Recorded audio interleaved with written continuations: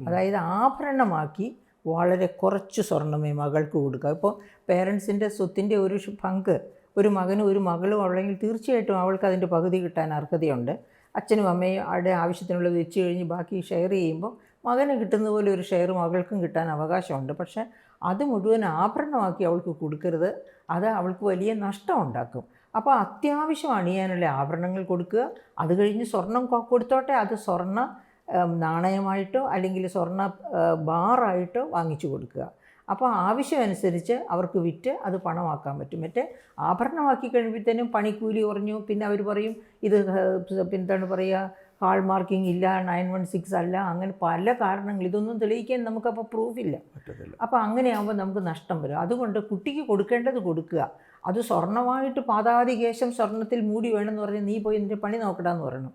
അങ്ങനെ പറഞ്ഞു വരുന്ന ചെറുക്കനോട് ഞാൻ അവനൊരു കഴുതയാണെന്നാണ് പറയുക.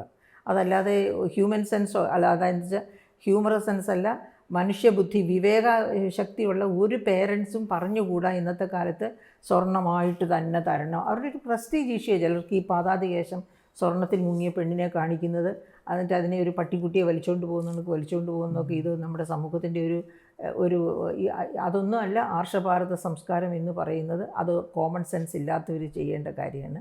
അപ്പം നമ്മൾ ചെയ്യേണ്ടത് ഇങ്ങനെയാണ്. സ്വർണം രഹസ്യമായിട്ട് സ്വർണം കൊടുത്തോട്ടെ, അത് ബാങ്ക് ലോക്കറിലേക്ക് കൊണ്ടുപോയി വയ്ക്കുക, അല്ലെങ്കിൽ വീട്ടിൽ തന്നെ ലോക്കർ ഉണ്ടാക്കി അവിടെ സൂക്ഷിക്കുക.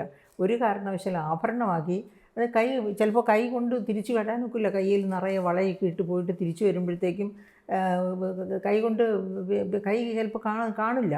ചിലപ്പോൾ കഴുത്ത് തന്നെ മുറിച്ചിട്ടിരിക്കും.